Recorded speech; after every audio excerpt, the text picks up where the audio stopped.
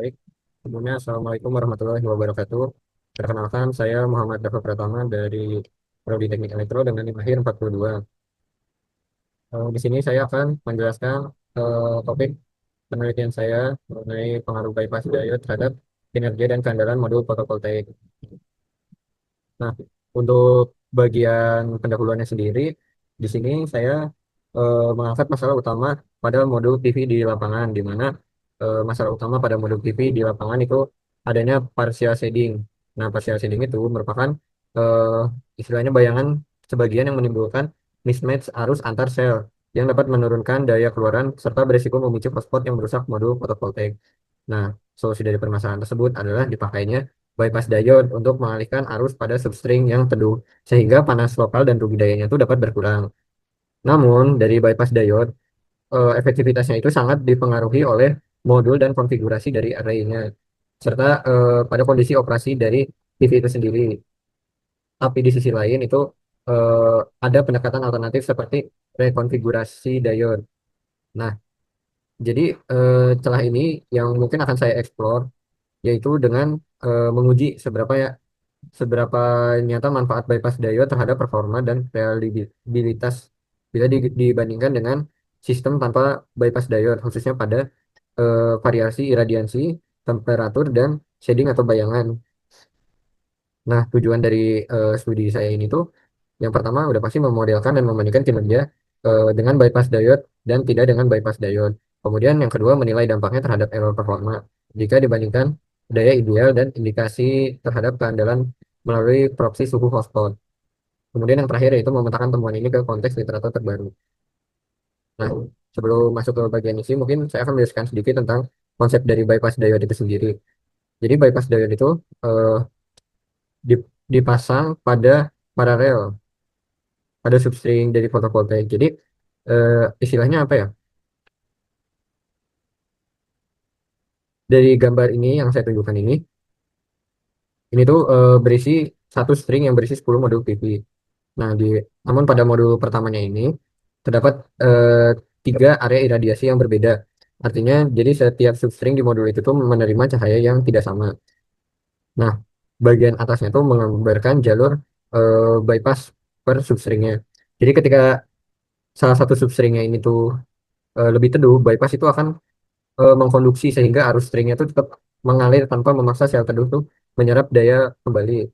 Jadi akibatnya tuh nanti kurva EV-nya itu bertingkat dan kurva PV-nya memiliki beberapa puncak. Jadi ini juga alasan kenapa MPPT itu harus sanggup menemukan daya puncak global atau JMPP saat partial shading condition.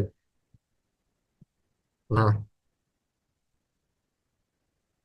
jadi dari bypass diode itu tuh eh, singkatnya gitu ya. Jadi dia menjadi jalur pintas arus sehingga sel yang teduh itu tidak terpaksa menyerap daya balik atau reverse bias yang dapat memicu hotspot. Dampak idealnya dari bypass diode ini dapat mengurangi rugi shading, pengurangan suhu suhu lokal dan peningkatan keandalan. Meskipun begitu memiliki beberapa keunggulan dari si bypass diode ini, jumlah dan penempatan diode, jenis diode serta kurva efisiensi inverter juga ikut mempengaruhi hasil akhir nantinya. Ini juga yang ditegaskan oleh studi-studi sebelumnya yang di paper-paper sebelumnya ini yang sudah saya rangkum ke dalam sini. Nah, untuk metode yang saya gunakan nantinya itu menggunakan metode PICOC, di mana PICOC sendiri ada terdapat dari lima lima parameter di mana population itu berupa PV modul dan sistem yang nantinya akan dicari keywordnya sebagai berikut berupa photovoltaik, solar modul, solar panel, dan PV system. Kemudian pada bagian interface terdapat di dalamnya terdapat implementation of bypass diode. Nah, nanti untuk keywordnya sendiri berupa bypass diode, diode protection, submodul diode, dan Schottky diode. Kemudian comparisonnya itu eh, dengan dan tanpa bypass diode, di mana nanti pencariannya no bypass diode, non protect module, unshaded versus shaded without diode. Kemudian bagian outcome terdapat performance under shading, hotspot migration, dan reliability, di mana keywordnya sendiri terdapat shading loss, hotspot temperatur, output power, dan efisiensi dan reliability. Dan yang terakhir pada bagian konteks terdapat eksperimen, di mana eksperimennya sendiri di mana keywordnya sendiri terdapat eksperimen, kemudian simulation dan field test. Nah, kemudian saya juga menyusun tiga research question di mana pada research question pertama ditanyakan bagaimana pengaruh bypass diode terhadap kinerja modul PV saat terjadi shading dibandingkan modul tanpa bypass diode. Kemudian pada research question 2, sejauh mana bypass diode dapat mengurangi hotspot dan meningkatkan keandalan sistem PV. Kemudian research question yang ketiga, apa saja gap penelitian terkait implementasi bypass diode, seperti jumlah diode termodul, jenis diode yang berupa silikon atau Schottky, dan performa pada kondisi iklim tropis. Kemudian juga ada tabel literarinya di mana saya mengumpulkan literatur itu dari Science Direct dan NDPI. Ini juga ada kriteria artikel yang saya kumpulkan, di mana artikel yang saya kumpulkan dari mulai tahun 2020 hingga tahun 2025. Dan untuk yang dikecualikan itu yang di bawah tahun 2020. Bahasanya juga saya mencari yang internasional dengan bahasa Inggris, di mana artikel yang tidak berbahasa Inggris akan dikecualikan. Dan kemudian accessibility juga, saya mencari artikel yang dapat diakses di database tertentu. Sedangkan artikel yang tidak dapat diakses akan saya kecualikan. Didapatkan hasil review dari beberapa artikel yang saya kumpulkan. Di mana untuk artikel yang pertama, jadi studi ini menggunakan pemodelan Simscape atau Simulink untuk menganalisis pengaruh jumlah bypass diode dan kurva efisiensi inverter terhadap performa sistem PV di bawah kondisi partial shading. Hasilnya menunjukkan bahwa jumlah bypass diode membentuk pita tegangan global infinity yang berbeda, dan interaksi dengan efisiensi inverter menentukan rata-rata kinerja DC per AC. Simulasi dengan 50.000 sampel iradiasi mengungkapkan trade-off antara yield energi dan keandalan diode, memberikan wawasan penting untuk desain PV yang lebih adaptif dan berkelanjutan. Kemudian pada artikel kedua, didapatkan hasil review bahwa paper ini berfokus pada validasi model simulasi untuk modul fotovoltaik setengah potong dalam berbagai skenario pengaburan.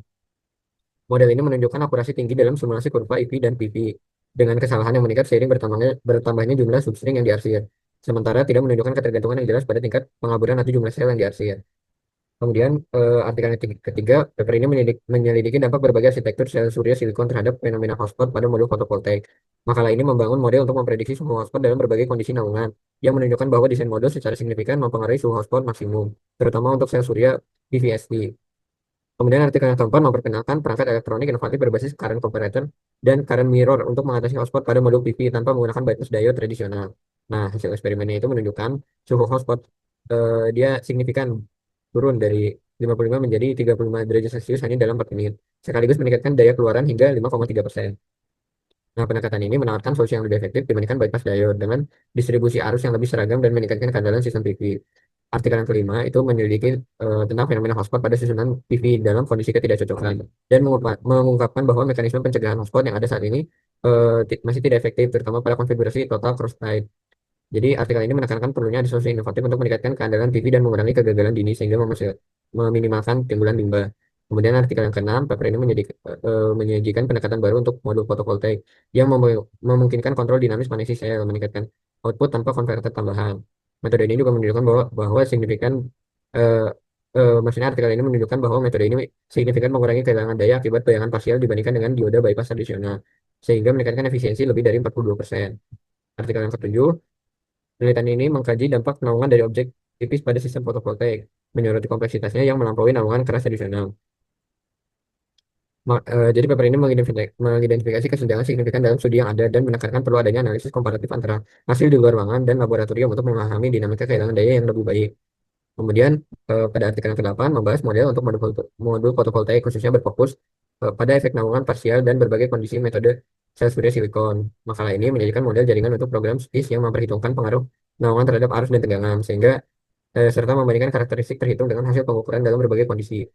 Kemudian makalah yang ke-9 memperkenalkan topologi teka-teki Sudoku Sudoku komplementer yang merupakan modifikasi baru yang dirancang untuk meningkatkan daya keluaran susunan PV dalam kondisi ternaungi sebagian atau dalam kondisi partial shading. Teknik teka-teki Sudoku ini mengungguli 4 topologi lainnya yang mencapai daya keluaran rata-rata 15,07%, lebih tinggi, dan kehilangan dayanya terendah yaitu sekitar 1,34%. Dan artikel yang terakhir itu menyelidiki gangguan bypass diode pada sistem PV dengan menekankan pada deteksi dalam kondisi naungan parsial. Sebuah kerangka kerja berbasis simulasi dikembangkan untuk mengklasifikasikan jenis gangguan menggunakan jaringan saraf di ruang yang mencapai akurasi tinggi dan menunjukkan kelayakan gangguan tanpa penolakan yang tepat.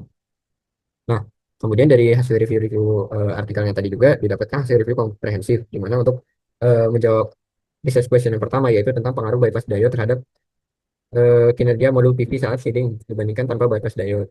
Nah, dari literatur-literatur yang saya kumpulkan sebelumnya itu menegaskan bahwa bypass diode itu berperan besar dalam menjaga performa modul PV di bawah shading.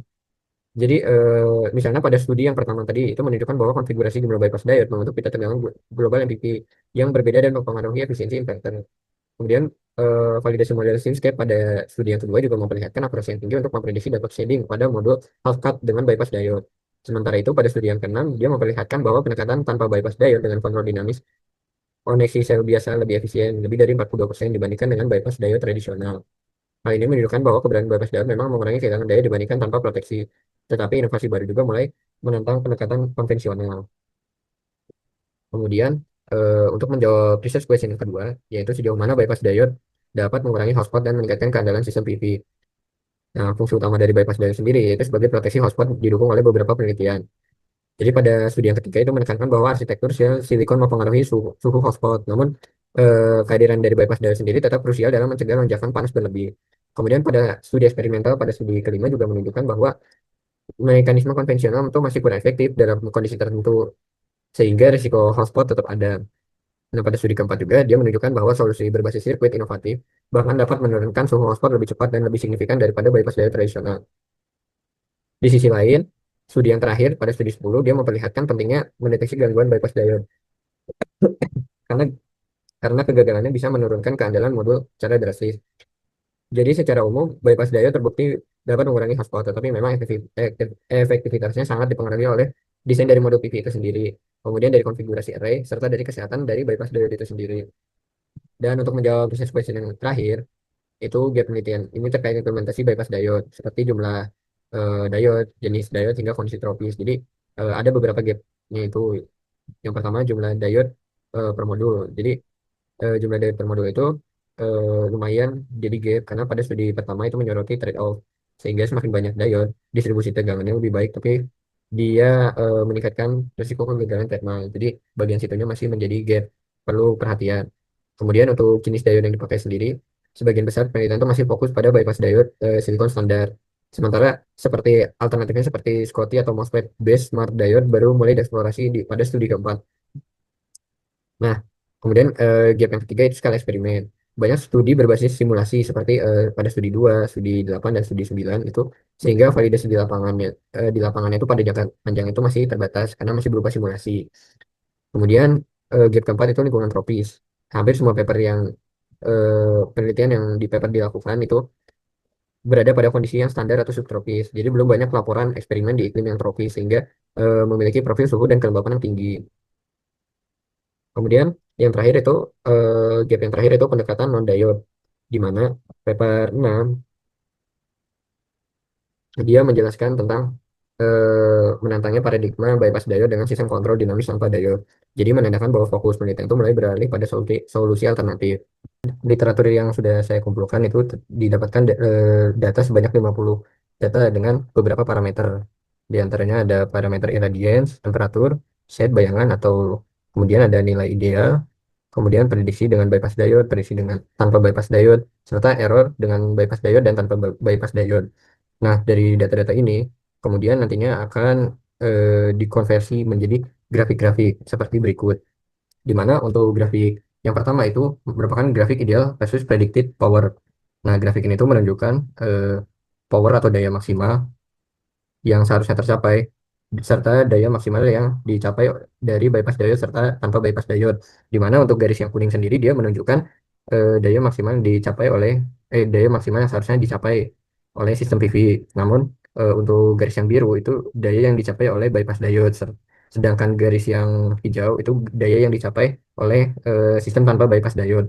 Nah, dari grafik ini tuh nunjukin bahwa rata-ratanya itu garis yang biru itu mencapai titik yang lebih tinggi, bahkan mendekati titik ideal dari garis kuning itu sendiri, yang artinya menunjukkan bahwa dengan adanya bypass diode sistem dapat lebih mencapai daya yang lebih optimal. Kemudian ada grafik error distribution, di mana untuk grafik error distribution ini menghitung jumlah error pada keluaran output dari sistem PV itu sendiri, di mana untuk grafik yang biru itu merupakan error tanpa bypass diode dan grafik yang kuning itu error dengan bypass diode. Sedangkan untuk yang hijau itu error eh, hijau itu harusnya grafiknya kuning, di mana itu juga error tanpa error dengan bypass diode. Dan dapat dilihat juga untuk error tanpa bypass diode itu jumlahnya jauh lebih banyak dibandingkan error dengan bypass diode. Artinya bypass diode itu dapat mengurangi error pada keluaran secara signifikan. Kemudian grafik yang ketiga itu grafik output power by group, di mana grafik ini itu merupakan perbandingan daya keluaran antar kelompoknya itu sendiri. Jadi median dan EQR memberikan gambaran variabilitas pada data ini tidak signifikan, namun sebaran dengan bypass diode itu cenderung lebih rapat dengan konsistensi error yang lebih kecil dan stabil dibandingkan tanpa bypass diode. Kemudian ada RMSI model, ini juga dari RMSI model itu dia berupa grafik bar atau grafik batang, di mana menunjukkan bahwa semakin kecil nilai RMSI-nya itu semakin baik gitu ya.